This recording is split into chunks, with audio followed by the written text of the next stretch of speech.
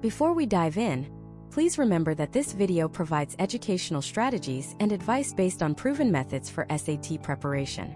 Your personal SAT score will depend on many factors, including your individual effort, starting point, and dedication to the process. This is a roadmap, not a magic ticket. I will never forget the feeling of staring at my first practice SAT score. A soul-crushing 1120. I remember the pit in my stomach, the immediate sinking thought that my dream college, the one I had posters of on my wall, was suddenly a complete and total lost cause. I felt overwhelmed, I felt lost, and if I'm being brutally honest, I felt stupid. I saw my friends pulling 1300s and 1400s on their first try, and I thought, maybe I'm just not cut out for this. But 6 months later, I walked out of that official test center with a 1550. That's a 430-point jump. And the secret, the thing that changed everything, wasn't some hidden genius I suddenly discovered. It wasn't about cramming more hours or buying the most expensive prep course. It was a fundamental shift in how I studied. It was about having a plan. Perfect plan. And today, I am going to give you the exact blueprint for that plan step by step so you can build your own. This video is for anyone who has ever felt that same sense of panic. For anyone staring at a mountain of prep books, not knowing where to even begin. For anyone who is studying hard, putting in the hours, but not seeing their scores move. Here is the problem. We are taught our entire lives what to learn: algebra, grammar, history. But almost no one ever teaches us how to learn effectively. So when it comes to the SAT, we fall back on the only methods we know. We read a chapter, we do some problems, we highlight a few things, and we hope for the best. This is the equivalent of trying to build a skyscraper without a blueprint. You might get a few floors up, but eventually it's all going to come crashing down. And this confusion, this feeling of being overwhelmed, allows a multi-billion-dollar industry to sell you a lie. The lie is that you need to be a natural-born genius to get a top score. The lie is that the only path to a 1,500 plus is to spend thousands and thousands of dollars on elite private tutors who hold some kind of secret knowledge. That is a myth. The real secret isn't a secret at all. It's a system. A repeatable, customizable system that turns studying from a guessing game into a science. And over the next 10 parts of this series, we are going to build that system together from the ground up. By the end, you won't just have a study plan, you will have a weapon. A personalized machine designed to find your weaknesses, eliminate them, and maximize your score on test day. This entire system is built on 3 core pillars. Think of them as the foundation, the frame, and the roof of your SAT success. Pillar 1 is the diagnostic deep dive. This is all about knowing yourself, your true starting point, and your exact weaknesses. Pillar 2 is the strategic study cycle. This is where we turn those weaknesses into strengths using the most efficient learning techniques known to science. No more wasted hours. And Pillar 3 is the performance protocol. This is about mastering the psychology of the test, managing your time, your energy, and your nerves to perform at your absolute peak when it counts. Today, we are laying the most important part of the entire structure, Pillar 1, the diagnostic deep dive. I can tell you with 100% certainty that this is the single most skipped step in all of SAT prep. And skipping it is a fatal mistake. It's the reason why students study for months and see their scores barely budge. So what do most people do? They get a big prep book, they open it to page 1 of the math section, and they just start. They do chapter 1, do the practice problems, then move to chapter 2. Feels productive, right? You're doing work. But it's incredibly inefficient. It's like a doctor prescribing the same medicine to every single patient without ever diagnosing their illness.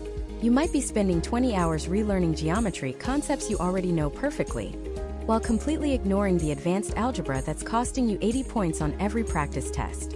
You're flying blind. The diagnostic deep dive stops this. It gives you a map. It gives you an MRI of your academic brain, showing you precisely where the problems are. So here's how you do it. There are 3 steps. Step 1 is the baseline test. You need to find a quiet place where you will not be disturbed for about 3.5 hours. No phone, no music, no distractions. You are going to take a full official SAT practice test under strict timed conditions. And I want to emphasize the word official. You have to use a test created by the College Board, the people who make the actual SAT. You can find them for free on their website or in their official study guide. Don't use a test from Kaplan or Princeton Review for your diagnostic. While those can be useful later, they aren't calibrated exactly the same way. We need the purest data possible for our starting point. This is non-negotiable. It's going to be tough. You might not know a lot of the answers. You might feel like you're failing the entire time. That's okay. The goal here isn't to get a great score. The goal is to get a true score. An honest baseline. This is your before picture. Step 2 is what I call the brutal honesty audit. You've finished the test. You've scored it. You have a number. Most students stop here.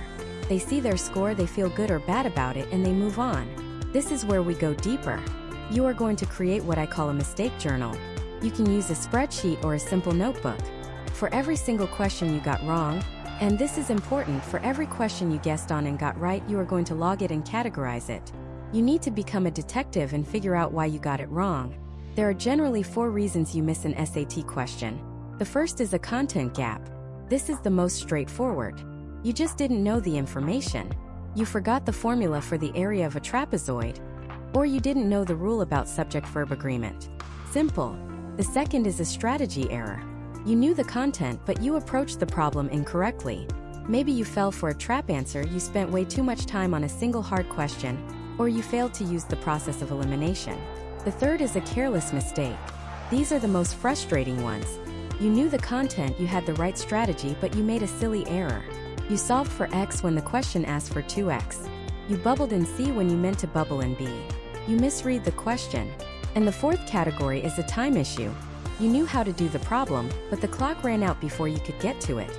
For every single error, you must assign it one of these 4 categories. Be brutally honest with yourself. This process is the most valuable form of studying you can possibly do at the beginning, because it gives you pure, unadulterated data about yourself. Now, step 3. Identify your keystone weaknesses. After you've audited your entire test, you're going to have this incredible logbook of your mistakes. Now you zoom out and look for patterns. You're not just looking at individual questions anymore. You're looking for systemic problems. You might discover that 60% of your math errors aren't from a bunch of random topics, but they all fall under problems with linear equations and manipulating functions. Or in the reading section, you might find that you consistently nail the main idea questions but always get tripped up on the inference questions. These are your keystone weaknesses. They are the big dominoes. They're the weaknesses that, if you fix them, will cause the biggest, fastest jump in your score. Your entire study plan, which we will build in the next part, will be laser-focused on demolishing these specific areas. You will no longer be studying math. You will be surgically targeting your specific issues with quadratic equations. You will no longer be practicing reading. You will be mastering the specific skill of making logical inferences from a text. This is the power of the diagnostic deep dive. It transforms your prep from a vague, overwhelming fog into a clear, actionable mission. You now have your baseline score, you have a detailed log of every mistake, and you have identified the highest leverage areas to attack first. You have your map. You know exactly where you are, and you know exactly where the treasure is buried. But now comes the most important question of all. What do you do with this map? How do you actually fix these keystone weaknesses? Just doing hundreds of random practice problems on that topic is not the answer. That's the slow, painful way. There's a much smarter, much more efficient way to turn those weaknesses into your greatest strengths. And that is exactly what we're going to cover when we build Pillar 2. The strategic study cycle. So what is this strategic study cycle? Think of it like a Navy SEALs mission. They don't just parachute into a random country and start running around. Every move is planned. They have an objective, a strategy to achieve it, and a way to confirm the mission is complete. Your SAT prep needs that same level of precision. The cycle has 3 core components: target, execute, and review. That's it. Target, execute, review. This is the engine that will drive your entire score increase. Let's start with target. After taking that diagnostic test in Pillar 1, you have your autopsy report. You have a list of every single question you got wrong. The average student looks at this list and says, okay, I guess I'm bad at math. Or, I need to work on the reading section. This is the equivalent of a doctor telling a patient, you're sick. It's useless. It's too broad. It gives you no clear direction. The goal of the target phase is to get hyper-specific.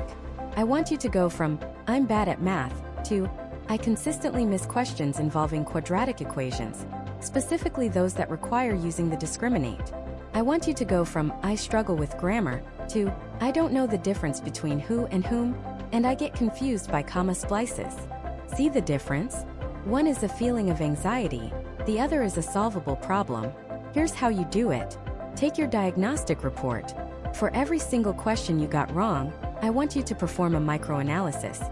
Don't just look at the right answer. You need to understand the why. Why did you get it wrong? Categorize each error into one of 3 buckets. Bucket 1. A content gap. This means you simply didn't know the rule or the formula. You'd never seen a circle theorem like that before? Or you didn't know that specific grammar rule. This is a pure knowledge problem. Bucket 2. A strategy error. This is when you knew the content but you misread the question, you fell for a trap answer, you managed your time poorly and rushed, or you made a simple calculation mistake under pressure. This isn't a knowledge problem. It's an application problem. Bucket 3. A careless mistake. This is the most frustrating one. You knew the content, you knew the strategy, but you just bubbled in C instead of D. You dropped a negative sign. You just weren't paying attention. After you've categorized every single error, you'll start to see patterns emerge. You'll discover that maybe 60% of your math errors aren't because you don't know the formulas, but because you keep making strategy errors on multi-step problems. Or you'll find that in the writing section, 8 of your 11 mistakes fall into one specific content gap. Subject-verb agreement with complex sentences. This right here is gold. You have now identified your first target. Your mission for the next study session is not get better at writing. Your mission is achieve complete mastery of subject-verb agreement. That is a clear, actionable objective. That is the target phase. Next, we move to execute. This is where you go to war with that one specific weakness. And the key here is focused immersion. The old way, the slow way, is to grab a 1,000-page SAT book and start on page 1. You passively read a chapter on grammar, do 10 practice questions that cover 20 different topics, and hope some of it sticks. This is like trying to fill a swimming pool with a squirt gun. It's inefficient. Instead, you are going to use a laser beam. For your mission of mastering subject-verb agreement, you will dedicate an entire study block, maybe 60 to 90 minutes, to only that topic. Here's what that looks like. First, you learn the concept, not by reading a dry textbook chapter, but by actively seeking out the best possible explanation. Go to YouTube and search for SAT subject-verb agreement. Watch 3 or 4 different videos from different creators. One of them will explain it in a way that just clicks for your brain. Take notes. Don't just watch, engage. Pause the video and try to explain the concept back to yourself out loud, as if you were teaching it to someone else. This is called the Feynman technique, and it forces your brain to solidify the information. Second, you practice. But not with random practice sets. You need to find practice problems that only test that one skill. This is crucial. Use resources like Khan Academy, which lets you drill specific skills. Or go to a site like UWorld and filter their question bank for only subject-verb agreement questions. Your goal is to do 15, 20, 30 problems in a row that all test this one concept in different ways. You want to see it so many times that the pattern becomes burned into your mind. You start to recognize the tricks the test makers use before they even use them. You're not just doing problems, you're developing an instinct. This is deliberate practice. It's hard, it requires focus, but it's 100 times more effective than passively reading a chapter. That is the execute phase. Finally, and this is the step almost everyone skips, we have the review phase. How do you know if the mission was a success? How do you know if you've actually mastered subject-verb agreement? You can't just rely on a feeling. You need to prove it. The review phase is your feedback loop. It's how you confirm mastery and lock in your gains. Here's how it works. The day after your execute session, you need to test yourself. But not on a full-length practice test. That's a waste of time. You need to create a mini-quiz for yourself. Go back to your question bank resource and generate a fresh set of 10 to 15 questions on only subject-verb agreement. Treat it like a real test. Time yourself. No distractions. The goal is 100% accuracy. If you get 10 out of 10, congratulations. You have successfully turned a weakness into a strength. You can check that item off your list and move on to the next target from your diagnostic report. You have closed the loop. But what if you get 7 out of 10? This is not a failure. This is critical data. You go back and do an autopsy on those 3 questions you missed. What happened? Was it a type of subject-verb agreement you hadn't seen before? Did you forget a specific rule about collective nouns? You diagnose the error, go back to the execute phase for a quick 20-minute touch-up session focused on that micro-weakness, and then you test yourself again the next day. You repeat this cycle until you hit 100% accuracy. It might take 2 or 3 tries, but once you get there, you own that skill. It's yours forever. This is the strategic study cycle: target, execute, review. You use your diagnostic to find a hyper-specific target. You use focused immersion to execute and learn the skill. And you use a mini-quiz to review and confirm mastery. Imagine doing this just once. You take one of your biggest, most consistent weaknesses and you eliminate it permanently in just a few days. Now imagine doing this for every single weakness identified on your diagnostic report, one by one, like a sniper taking out targets. You're not just studying anymore. You're building your score brick by brick with a proven, repeatable system. This is how you go from feeling overwhelmed to feeling in complete control. Now, having this powerful engine is one thing, but an engine is useless without a car to put it in. You need a chassis, a schedule, a roadmap that tells you exactly what to study and when. How do you fit these study cycles into your busy week? How do you balance school, extracurriculars, and your social life with this new intense form of prep? You need a structure that is both rigorous and realistic, a system that prevents burnout while maximizing results. And that is the third and perhaps most important pillar of the perfect SAT study plan: the adaptive calendar. So what is the adaptive calendar? First, let's talk about what it's not. It's not the beautiful, color-coded, hour-by-hour spreadsheet that you spend 6 hours creating and then abandon after 3 days. We've all been there. You map out your entire life from now until test day. Monday 7 p.m. to 9 p.m. Algebra 2 review. Tuesday 6 p.m. to 8 p.m. Reading comprehension passages. It looks perfect, feels productive, but it's a house of cards. Because what happens on Tuesday? You get a surprise pop quiz in chemistry that you have to study for. Or your parents decide it's a family dinner night. Or you're just mentally exhausted from a brutal day at school. Suddenly, your perfect 6 p.m. to 8 p.m. study block is gone. And the entire schedule, that beautiful color-coded masterpiece, starts to crumble. You miss one day, you feel guilty. You miss a second day, you feel like a failure. By the third day, you close the spreadsheet and try to forget it ever existed. This is a static calendar. It's brittle, it's unforgiving, and it's designed for a robot, not a human being with a real, unpredictable life. The adaptive calendar is the exact opposite. It's not a rigid set of instructions. It's a living, breathing system. Think of it less like a train schedule and more like a GPS. A train schedule is fixed. If you miss the 7:05 train, it's gone. You're stuck. A GPS, on the other hand, knows your destination, your target SAT score. If you hit unexpected traffic or take a wrong turn, it doesn't just shut down and call you a failure. It recalculates. It finds a new path. It adapts to reality to make sure you still reach your destination on time. That's what we're building. A system that bends but never breaks. The adaptive calendar is built on 2 core levels: the macro pace and the micro blocks. Let's start with the big picture. The macro pace. This is your 30,000-foot view. Before you even think about what you're doing tomorrow, you need to map out the major phases of your journey. Let's say you have 12 weeks until your test date. A static plan would try to divide everything evenly. An adaptive plan divides the journey into strategic phases. Phase 1, typically the first 3 to 4 weeks, is the foundation phase. The goal here isn't mastery. It's diagnosis and fundamentals. In this phase, you'll schedule your first full-time practice test, the one we talked about in Part 1. You'll use the results to populate your error log from Part 2. The rest of this phase is dedicated to plugging the biggest, most obvious gaps in your knowledge. If you discover you've completely forgotten your geometry formulas or the rules for subject-verb agreement, this is the time to relearn them from the ground up. You're not doing hundreds of practice questions yet. You're rebuilding the foundation so the rest of your prep has something to stand on. Phase 2 is the deep dive. This is the longest and most intense phase, maybe weeks 4 through 9. Here, your macro pace calendar will have 2 major milestones: a full practice test scheduled right in the middle, and another one at the end of the phase. These tests are your checkpoints.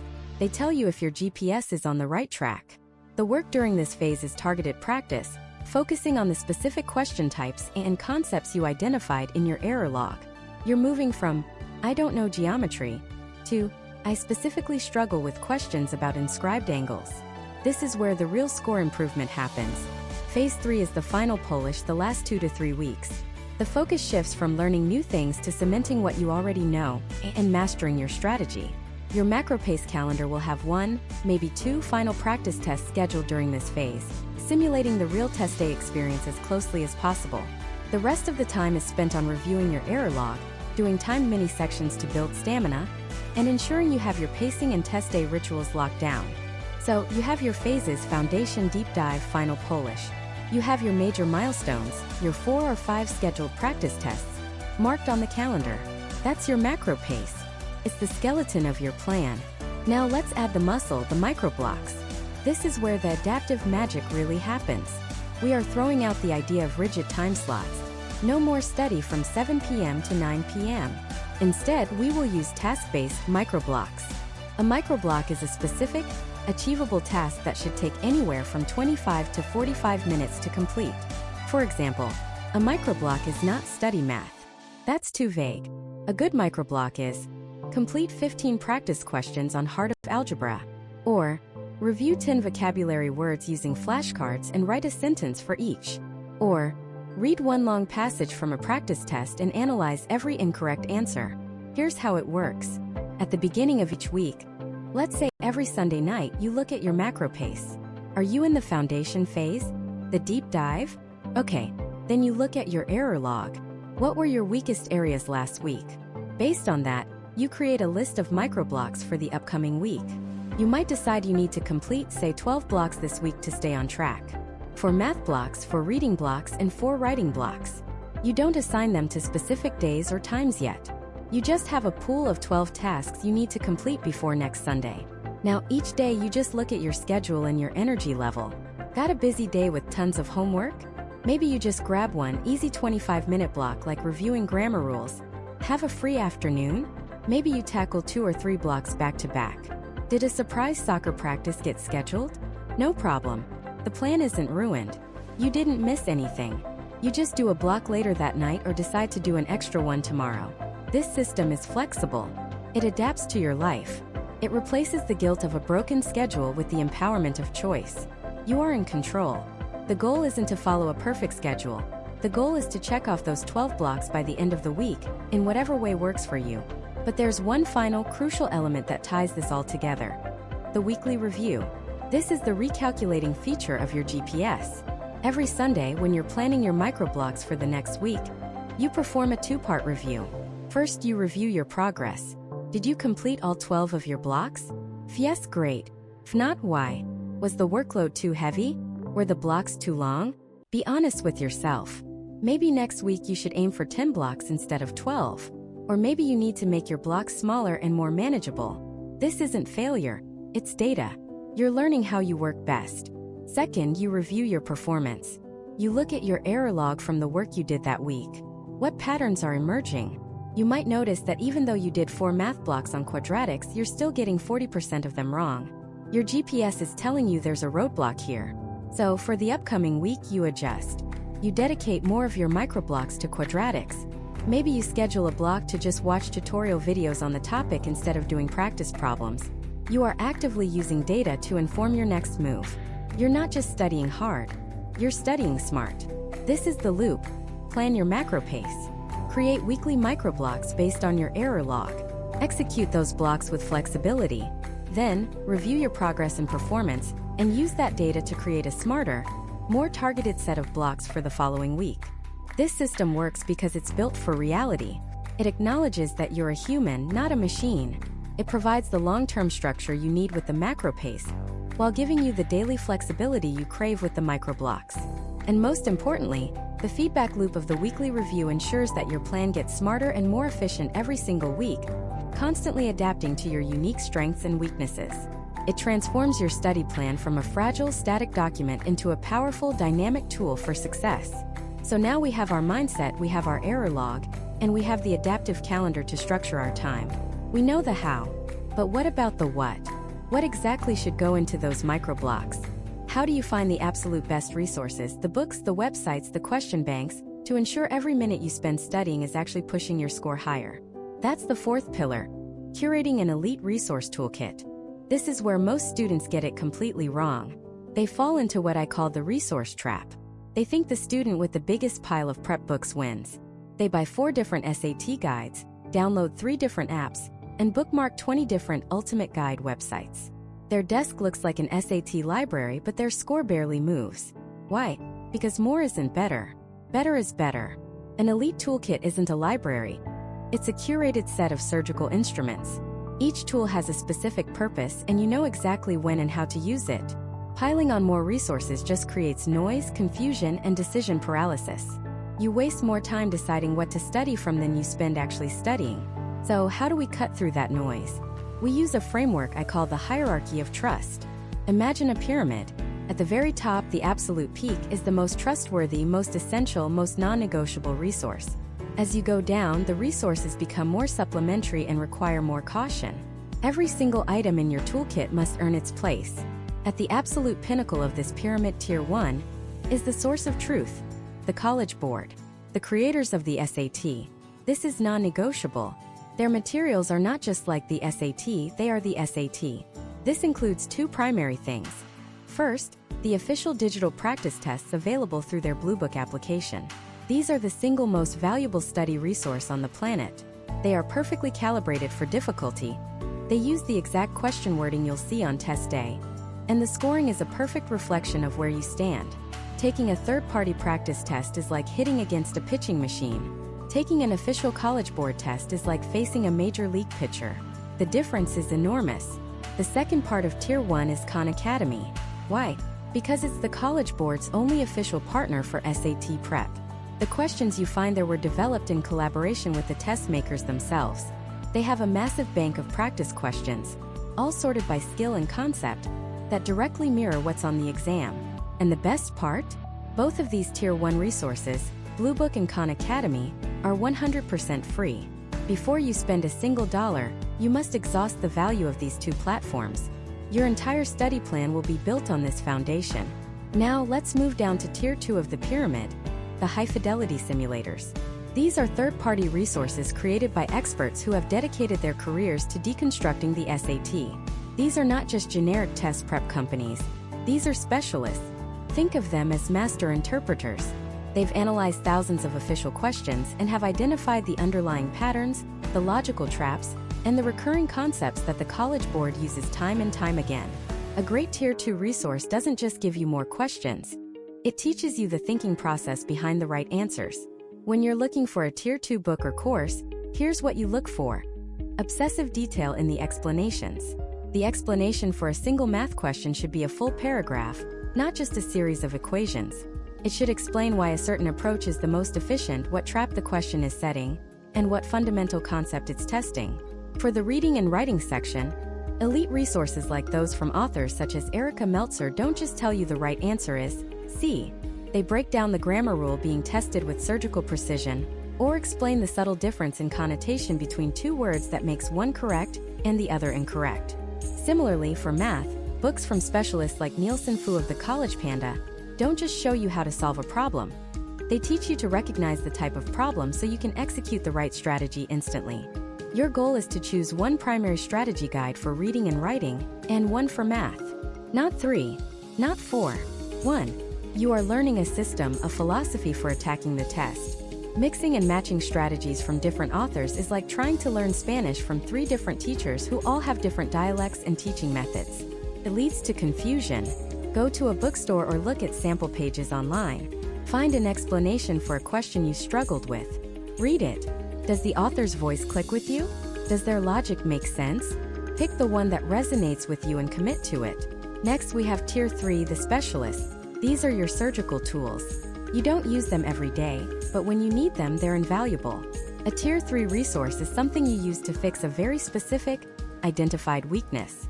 Let's say you've taken 2 official practice tests, and your error log shows you consistently miss modifier placement questions in the writing section.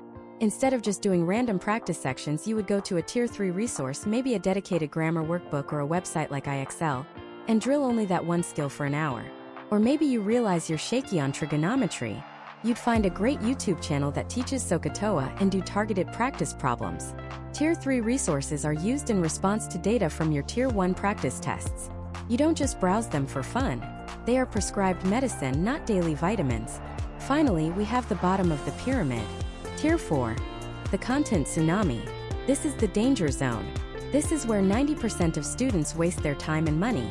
This tier includes generic 1001 practice questions, books that prioritize quantity over quality, random YouTube videos promising secret hacks, outdated prep books from before the digital SAT transition, and unverified advice from anonymous forums. The questions in these resources are often poorly written. They don't accurately mimic the logic of the real SAT.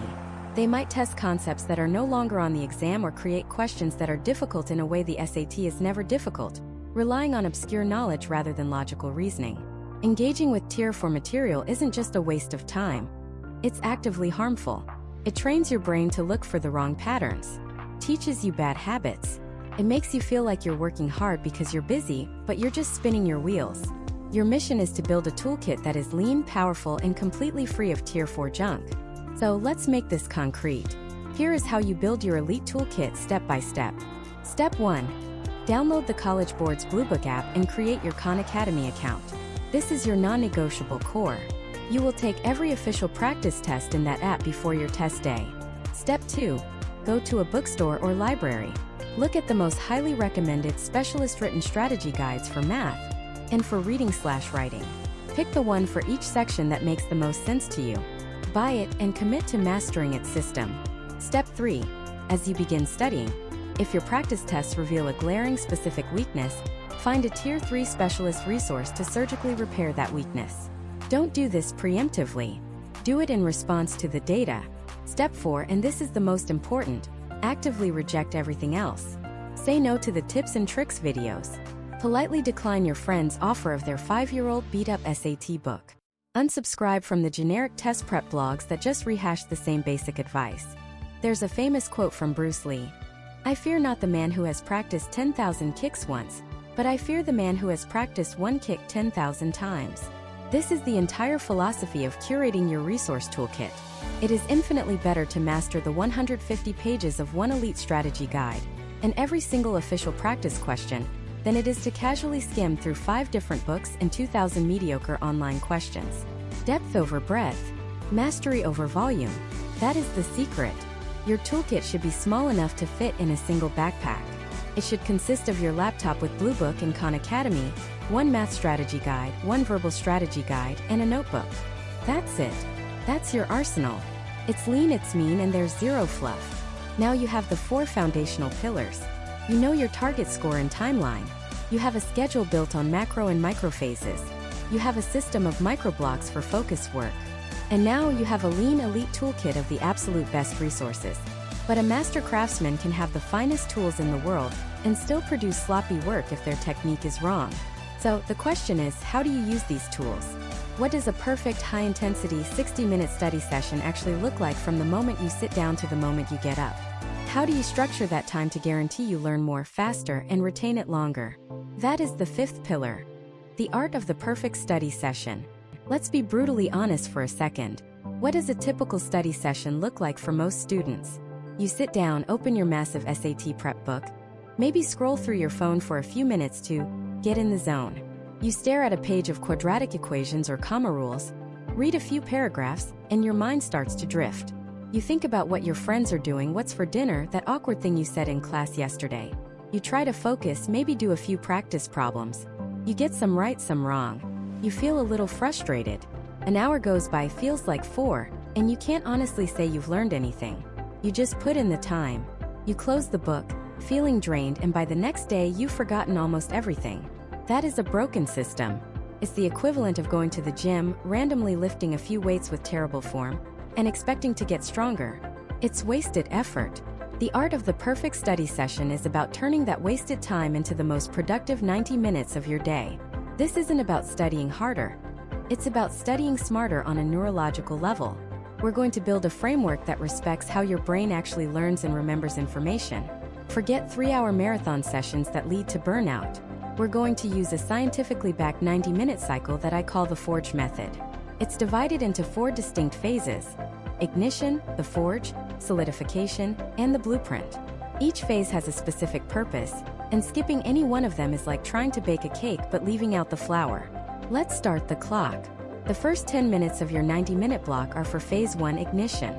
Most students make the colossal mistake of jumping straight into new, difficult material. That's like trying to sprint without warming up. You're begging for an injury, or in this case, cognitive strain. Your brain isn't ready. The ignition phase is designed to prime your neural pathways. Here's what you do. You spend these 10 minutes actively reviewing the material from your last study session. Don't just passively read your notes. Quiz yourself. Pull out a flashcard. Redo a problem you got wrong last time. By doing this, you're sending a powerful signal to your brain. Hey, remember that stuff about geometry we learned yesterday? We're about to build on top of it.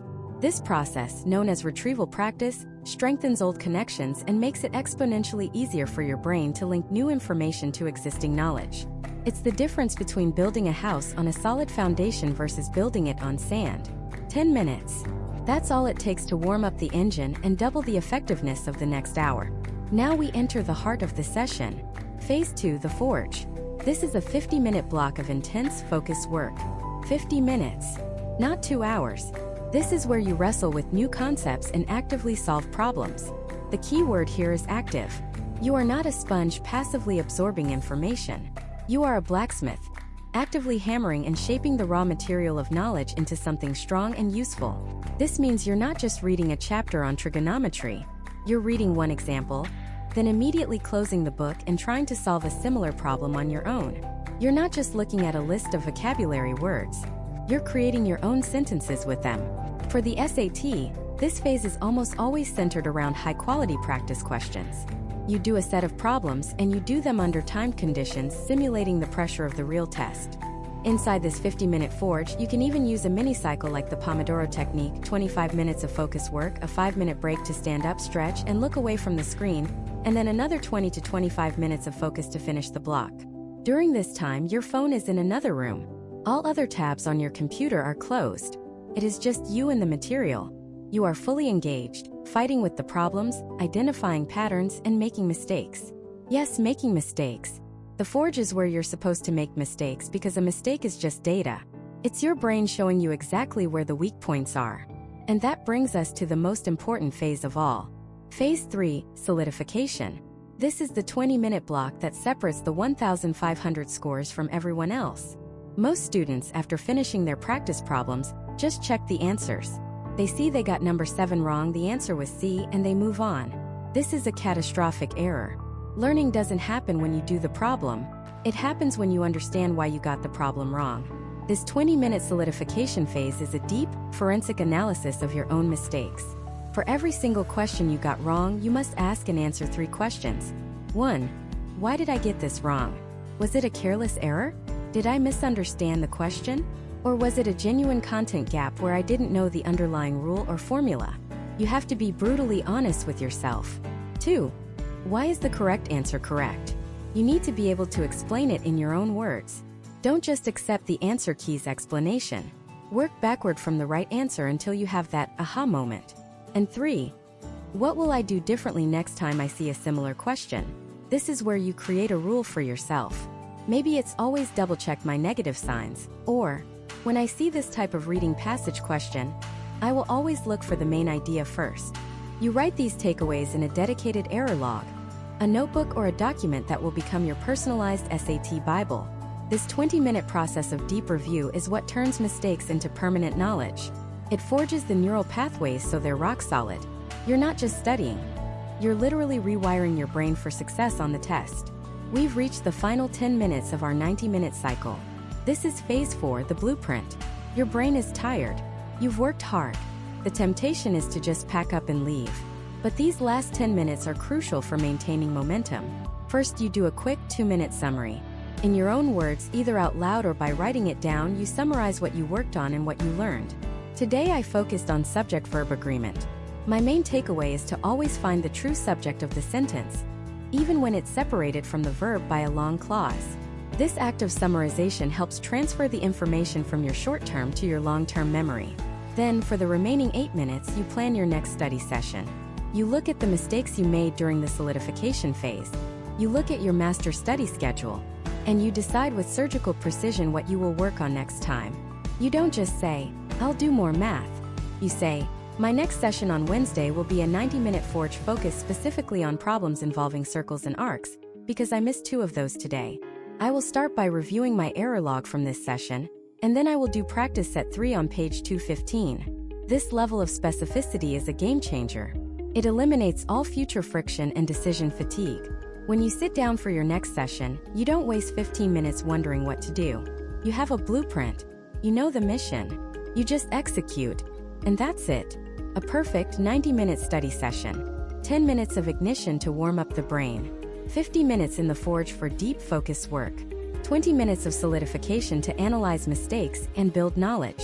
And 10 minutes to create the blueprint for next time. This structure isn't just a random assortment of good ideas. It's a cohesive system designed to maximize learning and retention. It turns studying from a vague, draining chore into a targeted, effective, and even empowering process. Each session builds directly on the last, creating a powerful compounding effect over time. You now have the perfect engine for learning this 90-minute forge. But an F1 engine is useless if you put regular, low-grade gasoline in it. You need high-octane fuel. And for the SAT, that fuel is knowing exactly which concepts give you the most points for the least amount of effort. You can't just study everything equally.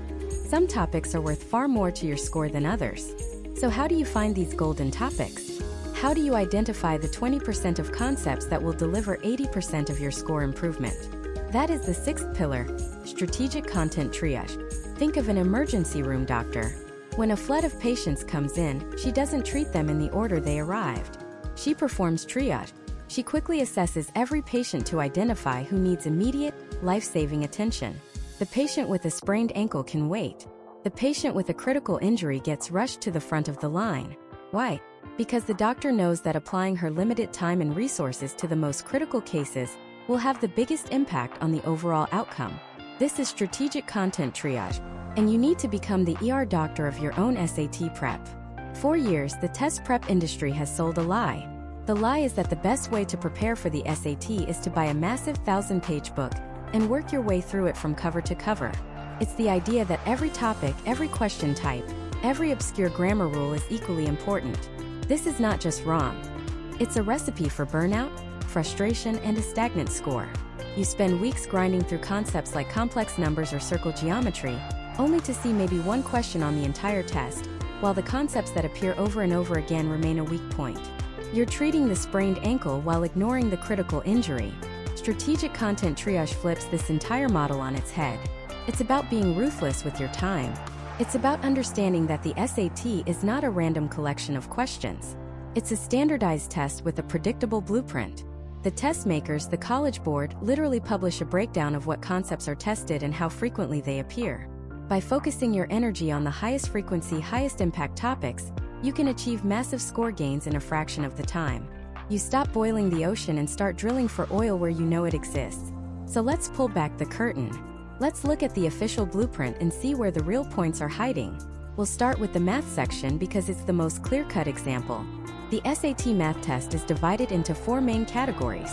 The first, and by far the most important, is called Heart of Algebra. This category alone accounts for roughly 35% of your entire math score. Let me repeat that. Over 1/3 of your math score comes from this single area. This is the critical patient that needs immediate attention. What is it?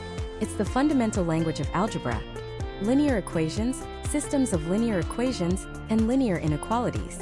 It's your ability to take a word problem, translate it into an equation like y equals mx plus b, and solve for a variable.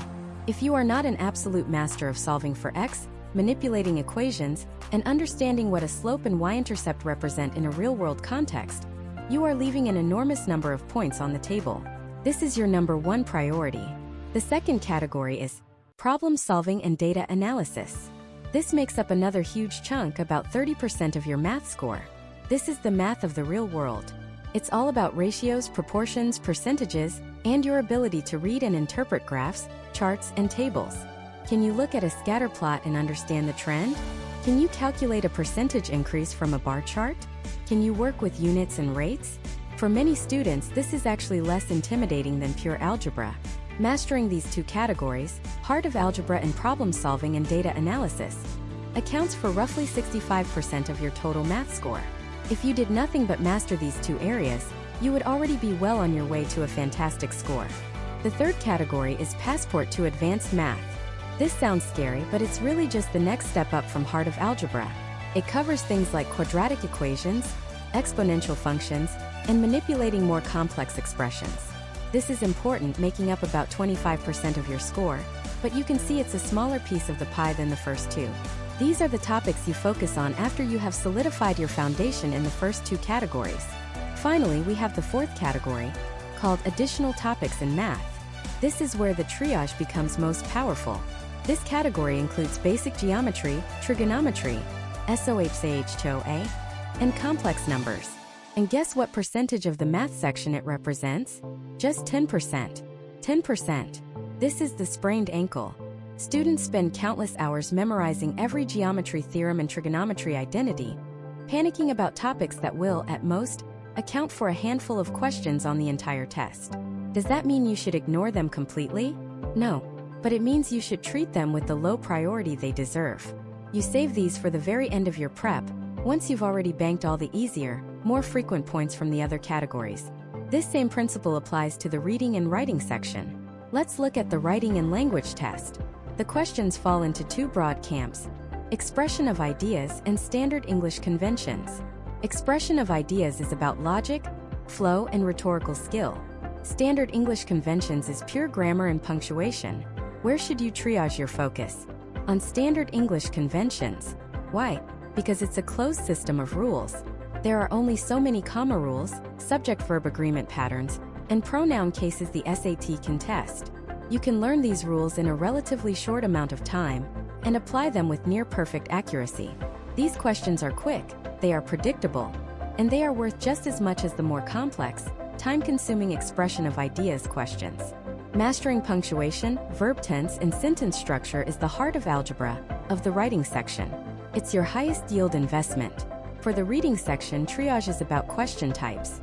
You'll notice that almost every single passage has questions that ask you to identify the main purpose, or central claim. It will also have command of evidence questions, where you have to pick the line from the passage that best supports your answer to the previous question. These are a package deal. Getting good at this pair of questions is critical because it appears consistently on every single test. Contrast this with a more obscure question type, like analyzing the specific function of a single oddly phrased sentence, which might only appear once or twice. Your priority should be on the bread-and-butter questions that form the backbone of the section. So, how do you put this into practice? It's a three-step process. Step 1 is your diagnostic test, which we've already talked about. You need that initial data to see where your personal weaknesses are. Step 2 is to create your triage hit list. You're going to take your results from that diagnostic test and cross-reference them with the high-frequency categories we just discussed. Ask yourself, where do my personal weaknesses overlap with the test's most important concepts? Did you miss a lot of questions on linear equations? That goes to the very top of your list. Are you struggling with comma splices? Top of the list. Did you get the one trigonometry question wrong? It goes to the very bottom of the list. You are creating a prioritized study guide, tailored specifically to you, based on data. Step 3 is to execute with laser focus. Instead of doing a random mix of practice problems, you dedicate entire study sessions to a single concept on your hit list. Today is Systems of Equations Day. You will watch videos, read explanations, and do 20 different practice problems just on systems of equations until you can solve them in your sleep. The next day is Subject-Verb Agreement Day. This targeted, focused practice on high-value topics is infinitely more effective than spreading yourself thin across everything. The effect of this is profound. The SAT transforms from a giant, terrifying monster into a series of small, manageable challenges. You're no longer intimidated by a 1,000-page book. You have a clear, concise hit list of maybe 15 to 20 core concepts that you know are responsible for the majority of your score. It builds momentum. It builds confidence.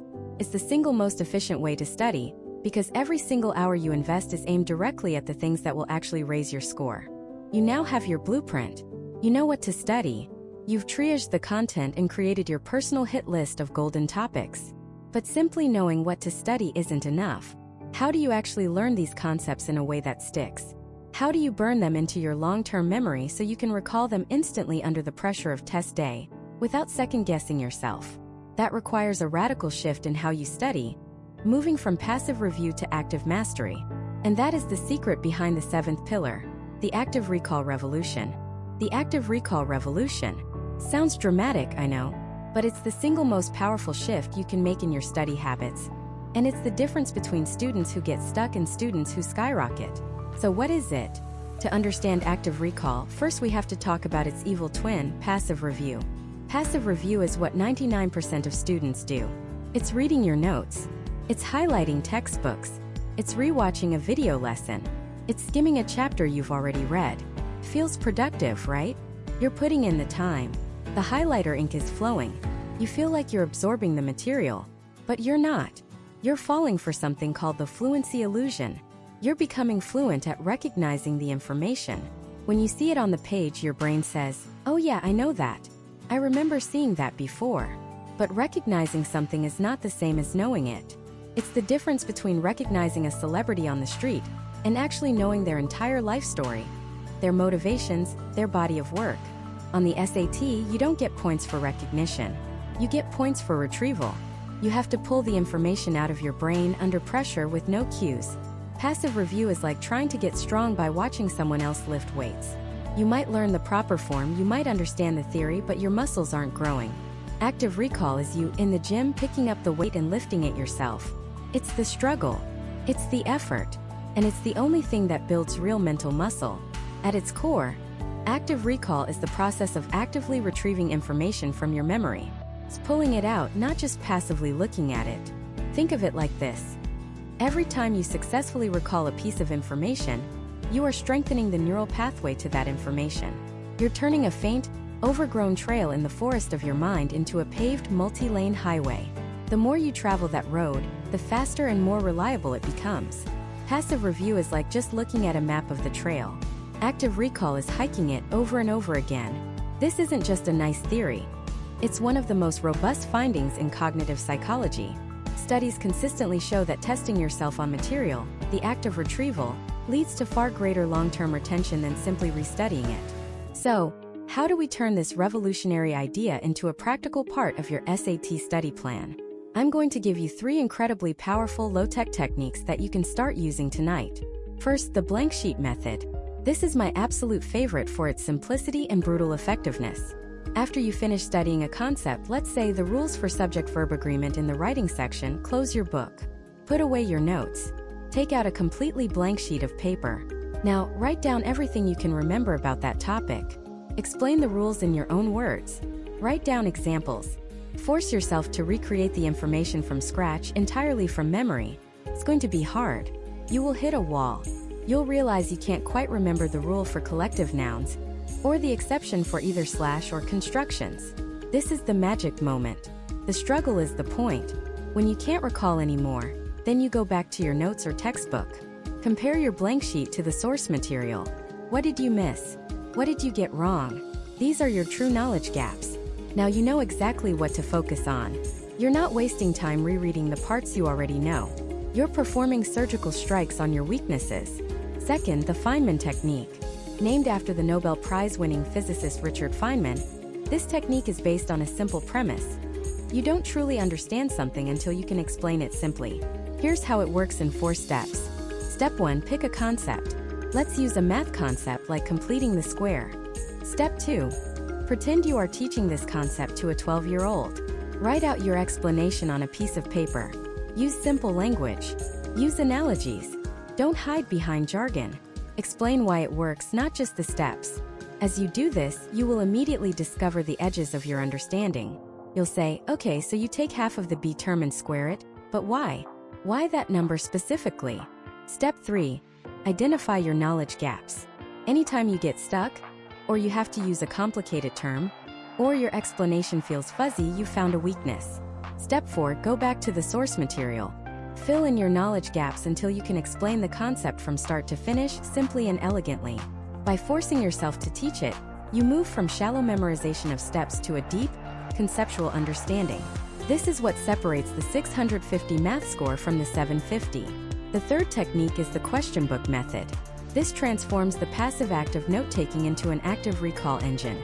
As you're learning a concept or reviewing a practice test, instead of writing down statements, write down questions. So for the reading section, after reading a passage about a historical event, don't write, "The author's main point was to criticize the treaty's short-sightedness." Instead, write, "What was the author's primary argument in the passage about the treaty?" For math, Instead of writing the formula for the area of an equilateral triangle, write, what is the formula for the area of an equilateral triangle, and how is it derived from the Pythagorean theorem? Your notebook is no longer a passive transcript of information. It's a personalized quiz. Your study sessions then become a simple process of going through your notebook and trying to answer these questions from memory, one by one. Let's integrate this directly into your study blocks. If you have a 2-hour block for SAT math, don't spend it just doing practice problems. Spend the first 30 minutes learning or reviewing a concept. Then spend the next 30 minutes with a blank sheet of paper, recalling everything you just learned. Spend the next hour doing targeted practice problems, and for every problem you get wrong, turn the underlying concept into a question in your question book. This feels different. It's harder. It's slower. It's more frustrating. Passive review is comfortable. Feels good. Active recall is uncomfortable because it constantly exposes your ignorance. It holds up a mirror to what you don't know. But listen to me carefully. That feeling of struggle is the feeling of learning.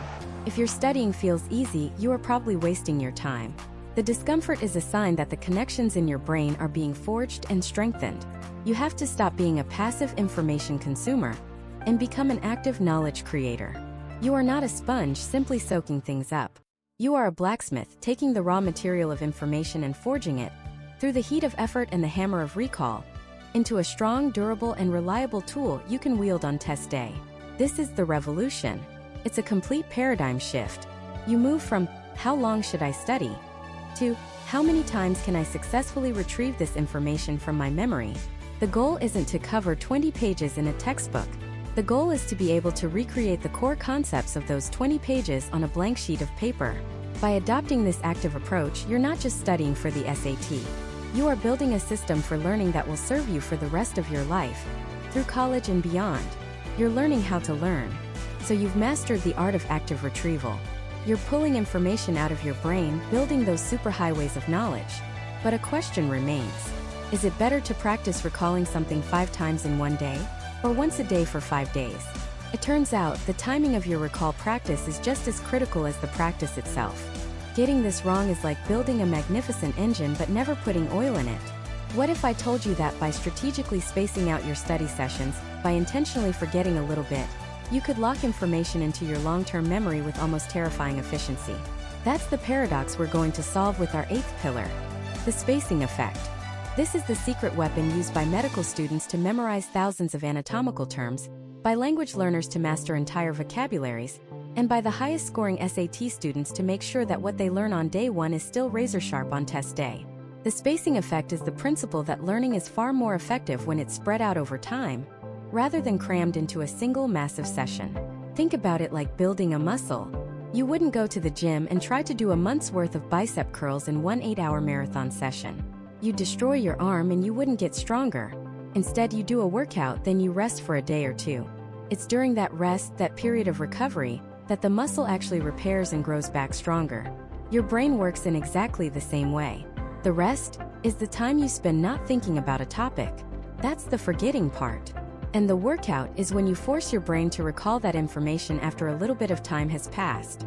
Each time you successfully pull that memory out of the fog, the neural pathway to it gets thicker, stronger, and faster. The opposite of this is the enemy of all real learning: cramming.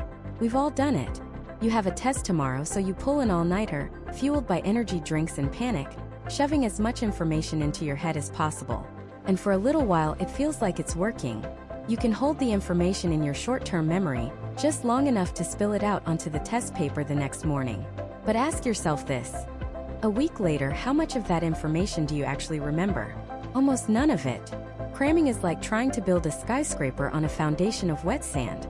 It looks like you're making progress, but the second the pressure is off, the whole thing collapses into a useless mess. Spaced repetition is like pouring a deep foundation of solid, reinforced concrete.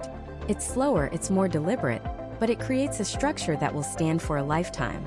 So, how do we turn this powerful cognitive science principle into a practical step-by-step system for your SAT prep? We're going to build a simple dynamic review schedule. I want you to imagine 4 buckets or 4 digital folders or 4 piles of flashcards. Label them Bucket 1, Bucket 2, Bucket 3, and Bucket 4.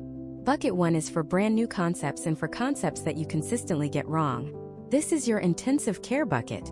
Anything in this bucket gets reviewed every single day, or at the absolute most every other day. Let's say today you learned the rules for subject-verb agreement with collective nouns. You make a few flashcards or practice problems. They all go into bucket 1. Tomorrow you review them. Now here's where the magic happens. When you review an item from bucket 1, if you get it right instantly without hesitation, it graduates. You move it to bucket 2. If you struggle with it or get it wrong, it stays in bucket 1 for another day of intensive care. Bucket 2 is for concepts you're starting to get comfortable with. You understand the idea, but it's not yet automatic. Anything in this bucket gets reviewed every 3 to 4 days. So, that subject-verb agreement concept you just moved from bucket 1? You won't look at it for another few days. You're intentionally letting yourself forget it a little. When its review day comes up, you test yourself. Get it right? Awesome. It graduates to bucket 3. Get it wrong? It gets demoted. All the way back to bucket 1. Don't feel bad about this. This is the system working. It has identified a weak point and is forcing you to strengthen it. Bucket 3 is for things you're pretty confident about. You almost always get them right, but you might have to think for a second. Items in this bucket get reviewed once a week. You're reinforcing the memory over a much longer interval. If you nail it after a full week of not seeing it, that's a fantastic sign. The information is solidifying. You get it right, it graduates to the final bucket. You get it wrong, it's demoted all the way back to bucket 1. No mercy. Finally, bucket 4 is for concepts you have completely mastered. You can do them in your sleep. These are the quadratic formula problems you never miss, the vocabulary words you know like your own name. Items in bucket 4 are only reviewed every 2 to 3 weeks, or even once a month. This is just a quick check-in to make sure the memory is still active, and to brush away any cognitive cobwebs. If you ever, for any reason, get a bucket 4 item wrong, you know the drill. It's a fallen master, and it goes all the way back to bucket 1 to be retrained from the ground up. This system is beautiful because it's personalized and efficient. You spend the most time on the things you're worst at bucket 1, and the least time on the things you're best at bucket 4, which is the exact opposite of what most people do. Most people love to practice what they're good at because it feels good. This system forces you to confront your weaknesses until they become strengths. Now, how does this integrate with your full-length practice test? This is critical. After you take a practice test and spend hours reviewing it, which we discussed in a previous pillar, you're going to have a list of every question you got wrong or guessed on or just felt unsure about. This is your gold mine. For every single one of those mistakes, you identify the underlying concept. Was it a misplaced modifier? A systems of equations problem? A data interpretation question from a science passage? Whatever it is, that concept is now an item. And based on how well you understand it after reviewing it, you place it into one of your 4 buckets. So, if you got a question about circle theorems wrong and after reviewing it, you realize you completely forgot the formula for arc length, that concept circle theorems goes straight into bucket 1. You'll drill it tomorrow. If you made a silly mistake on a percentage question but you understand the concept perfectly, maybe that concept, advanced percentages, goes into bucket 2 for a review in a few days just to be safe. Your mistake log from the practice test becomes the feeder for your spaced repetition system. This turns your practice test from a simple score report into a diagnostic tool that generates a perfectly tailored study plan for the following weeks. Over a 3-month study plan, your spacing can be wider. A new topic might go from bucket 1, review in 1 day, to bucket 2, review in 4 days, to bucket 3, review in 10 days, to bucket 4, review in 3 weeks. But if you only have 1 month until the SAT, your intervals need to be tighter. Bucket 1 is daily. Bucket 2 is every 2 days.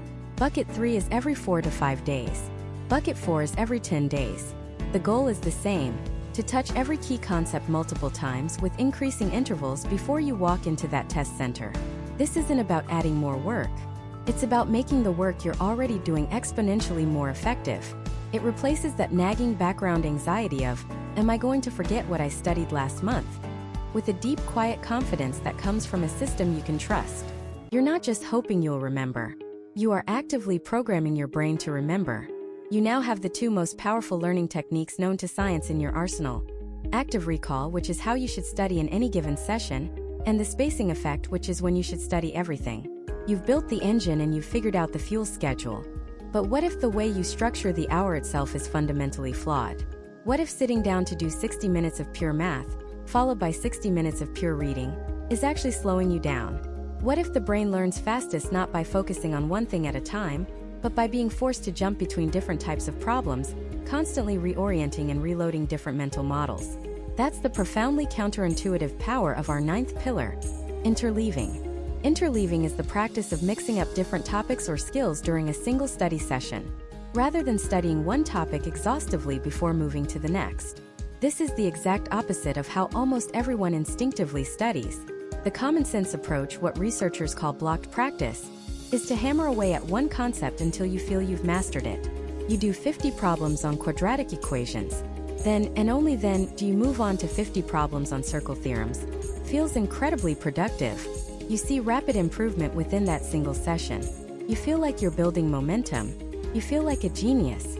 But this feeling is a dangerous illusion. It's the illusion of mastery. When you do 50 quadratic problems in a row, what is your brain actually doing? For the first problem, you have to identify the problem type and recall the quadratic formula or the factoring method. But for the next 49 problems, your brain doesn't have to do that initial, crucial step of identification. The strategy is already loaded into your short-term memory. You're no longer practicing problem solving. You're just practicing a repetitive calculation. It's like a baseball player taking batting practice against a machine that throws the exact same 75 mph fastball in the exact same location 100 times in a row. Sure, he'll start hitting home runs. He'll feel amazing. But what happens when he steps into a real game and the pitcher throws an 88 mph curveball, followed by a 95 mph fastball, then a changeup? He's completely lost because he hasn't trained the most important skill, identifying the pitch and adapting his swing in real time.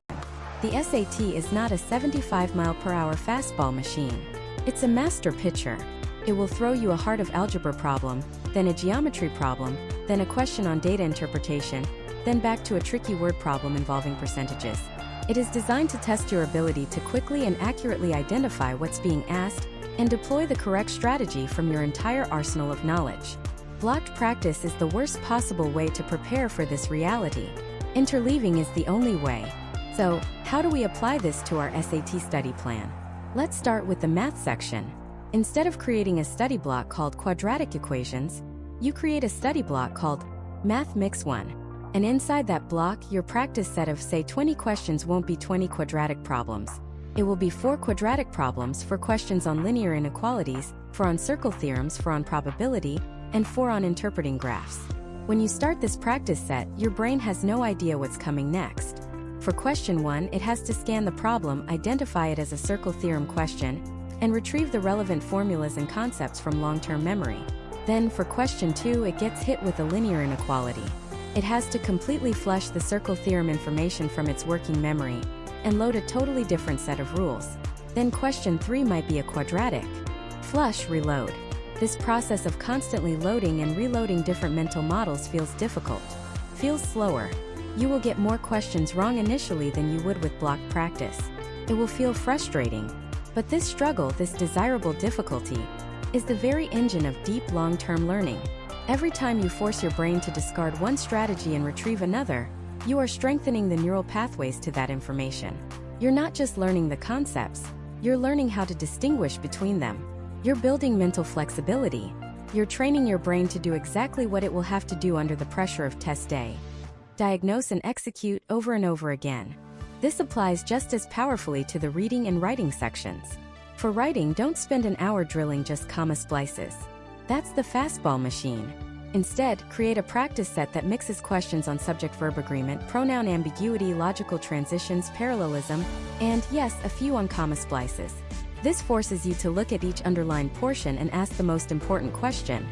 What grammatical or rhetorical issue is being tested here?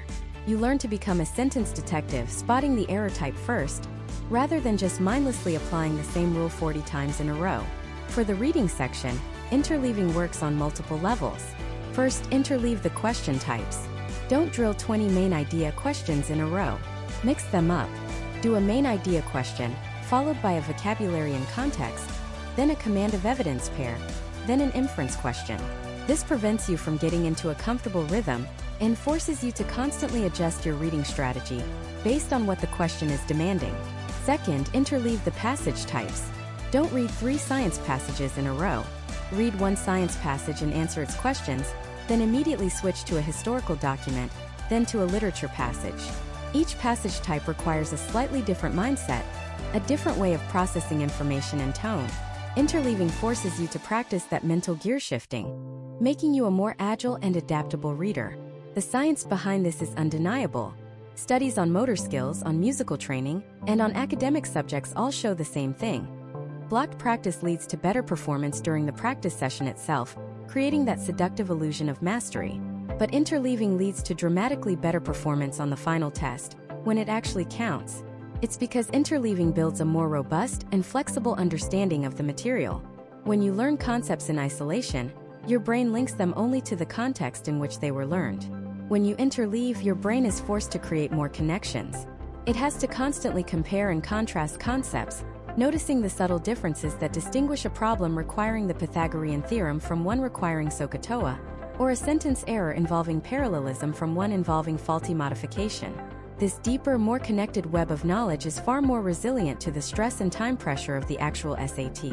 So, as you build your study plan, I want you to systematically destroy any trace of blocked practice. Every single study session should be an interleaved session. Your 60-minute math block is not geometry hour. It is a mixed quiz of 25 to 30 problems pulled from every major math category you've studied so far. Your 45-minute writing block is a gauntlet of different grammatical and rhetorical challenges. You are not just studying content, you are simulating the test. Every quiz, every practice set is a miniature SAT. By doing this, you are not only mastering the material, but you are also mastering the rhythm and the chaos of the exam itself. You are training your brain to be comfortable with being uncomfortable, to thrive on the constant context switching. This principle is so powerful because it doesn't require you to study more hours. It just makes the hours you do study exponentially more effective. It transforms passive review into active, challenging retrieval. It's the difference between reading a cookbook and actually cooking a complex meal with multiple dishes on the stove at once. One is theory, the other is performance. And the SAT above all else is a performance. By integrating interleaving, you are forging a brain that is not just knowledgeable but agile. A brain that doesn't freeze when it sees a problem it wasn't expecting, but instead calmly sorts through its mental library, finds the right tool and gets to work. But even with this powerful technique, even with active recall and spaced repetition, there is one final overarching pillar that holds the entire structure of your perfect study plan together.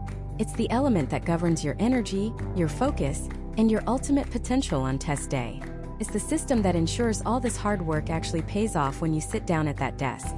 And that final pillar is all about managing the one resource more precious than time itself: your energy. We spend so much time obsessing over how to manage our calendars, our study schedules, our 24 hours in a day. But we completely ignore the very fuel that makes any of that possible. Think of it like this. You can have the most sophisticated, high-performance race car in the world. That's your study plan. But if you try to run it on cheap, watered-down gasoline, or worse, if the tank is empty, that car is just a hunk of metal sitting in the garage. Your brain is that engine, and your energy, your physical, mental, and emotional energy, is the high-octane fuel it needs to perform at its peak. Most students get this completely backward. They treat SAT prep like a frantic, desperate sprint. They trade sleep for one more chapter. They survive on energy drinks and junk food to power through late-night problem sets. They operate in a constant state of low-grade stress, believing that the more they suffer, the more they must be accomplishing. This is the single biggest sabotaging mistake you can make. It's the path to burnout, and it creates a vicious cycle of diminishing returns. The more tired you are, the less you retain. The less you retain, the more you feel you need to study. The more you study, the more tired you get. You're pouring knowledge into a leaky bucket, and by the time test day arrives, the bucket is empty. The perfect SAT study plan isn't just about what you do when you're studying. It's about what you do in the other 16 hours of the day to ensure that study time is actually effective. It's about building a foundation of peak performance. And we're going to build it together right now with a framework I call the performance pyramid. At the absolute base of this pyramid, the non-negotiable foundation is sleep. I know. You've heard it a million times. But you haven't heard it this way. Sleep is not a passive activity. It is not wasted time. Sleep is the most potent, powerful, and productive study tool you have. When you sleep, your brain gets to work. It's like a diligent librarian taking all the scattered information you crammed into it during the day, those new vocabulary words, that tricky quadratic formula, the rules for semicolon usage, and fastidiously filing it away into your long-term memory.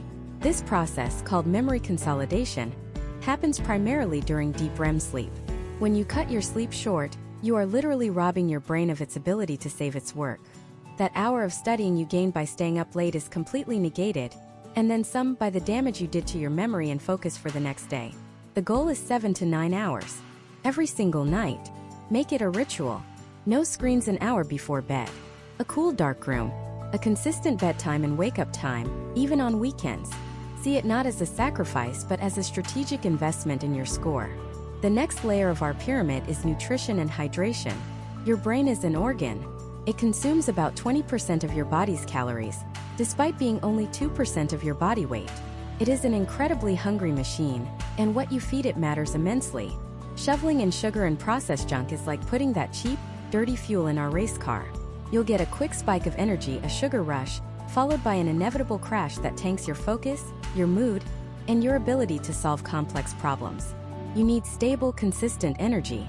This means focusing on brain-fueling foods, complex carbohydrates like oatmeal and whole grains for slow-release energy, proteins like eggs, nuts, and yogurt to keep you full and focused, healthy fats from avocados and fish that are critical for brain health, and water.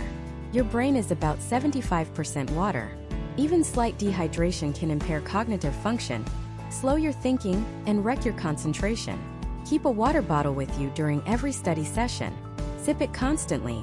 This isn't about a fad diet. It's about fueling your mind for an elite mental marathon. On test day, the student who ate a balanced breakfast of protein and complex carbs has a staggering advantage over the student who is crashing from a donut and an energy drink by the time they hit the first math section. Moving up the pyramid, we have movement and strategic breaks. The human body was not designed to sit hunched over a desk for 4 hours straight.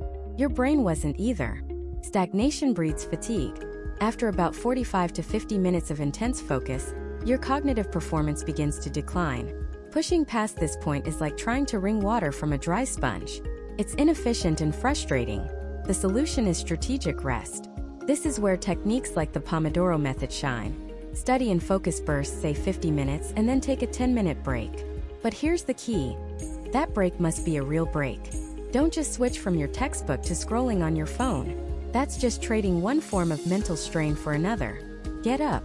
Walk around. Stretch. Go outside for 5 minutes. Do some jumping jacks. Get your blood flowing. This physical movement acts as a reset button for your brain. It increases blood flow, delivers fresh oxygen, and allows your mind to subconsciously process the information you were just wrestling with. You'll often find that the answer to a problem you were stuck on will magically pop into your head during one of these breaks. Work hard, then rest hard.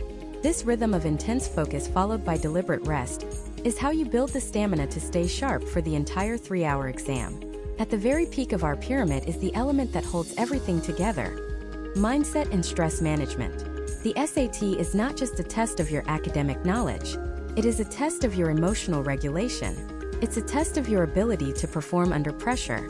You can know every grammar rule, every math formula, but if you panic when the clock starts ticking, none of it matters. Anxiety is the ultimate performance killer. It hijacks your prefrontal cortex, the logical, problem-solving part of your brain, and throws you into fight or flight mode. Your thinking becomes rigid, your working memory shrinks, and you start making silly mistakes on questions you know how to answer. So, how do we manage this? First, by reframing the stress. A certain amount of nervous energy is good. It's your body getting ready for a challenge. Relabel that feeling of anxiety as excitement. Tell yourself, my body is just getting ready to dominate this test. Second, practice mindfulness and breathing techniques. When you feel that wave of panic rising, just stop. Close your eyes. Take 3 slow, deep breaths. In through your nose for 4 seconds, hold for 4, out through your mouth for 6. This simple act sends a powerful signal to your nervous system to calm down. It brings you back to the present moment and out of the future-focused worry spiral. And third, use visualization. For a few minutes each day, close your eyes and vividly imagine yourself on test day. See yourself sitting at the desk, feeling calm, focused, and confident. Picture yourself reading a question, instantly knowing how to solve it, and bubbling in the answer with certainty. Visualize yourself walking out of the test center feeling proud and accomplished. This isn't mystical nonsense. It's what elite athletes and performers do. You are training your brain to recognize this high-pressure situation as familiar and manageable. Now let's put it all together. This entire system, the diagnostic, the targeted plan, the deep analysis, and the performance pyramid, all culminates in your test week protocol. The week before the SAT, your goal is to peak. You are an athlete preparing for the Olympics. You do not cram. Cramming is a sign of a broken plan. Your studying should taper off. Maybe you do one final full-length practice test on the Saturday before, under perfect timed conditions. The rest of the week is for light review of your error log, reinforcing concepts you already know. The primary focus shifts entirely to the performance pyramid. You are obsessive about getting 8 hours of sleep. You are eating clean, brain-fueling meals. You are hydrating. You are going for walks. The day before the test, absolutely no studying. Zero. The work is done. Trust your preparation. Your only job is to relax and let your brain rest. Lay out everything you need for the next day. Your admission ticket, your photo ID, at least 3 sharpened number 2 pencils, an approved calculator with fresh batteries, a water bottle, a healthy snack. Put them in a bag by the door. Do something you love. Watch a funny movie. Listen to your favorite album. Go for a hike. Eat a good, familiar dinner. Nothing new or exotic. Go to bed early. Test day morning. Wake up naturally if you can. Eat the breakfast of champions you've been practicing with. No new foods. Put on the comfortable layered clothes you picked out. On the way to the test center, don't listen to last-minute audio cram sessions. Listen to a playlist of songs that makes you feel powerful and confident. Arrive at the test center with time to spare, but don't get there so early that you have to stand around absorbing the nervous energy of everyone else. Find a quiet corner. Pop in your headphones. Do your deep breathing. Remind yourself, I am prepared. I have a system. I am ready. And that's it. That is the blueprint. Over these 10 parts, we've built something far more valuable than a collection of tips and tricks. We've built a comprehensive system for success. A system that starts with understanding where you are, builds a personalized roadmap to where you want to go, and gives you the tools to analyze your progress and manage your own performance like a pro. The perfect SAT study plan isn't a rigid document I can hand you. It's a living, breathing process that you create for yourself, using these principles as your guide. The real value of this journey isn't just the score you'll get at the end. It's the skills you'll build along the way. Discipline, resilience, time management, self-awareness, the ability to learn from your mistakes. These are the skills that will carry you through college and for the rest of your life. The SAT is just a stepping stone, a single hurdle. You have the blueprint. You have the tools. You know the system. Now go build your plan and go earn the score you deserve.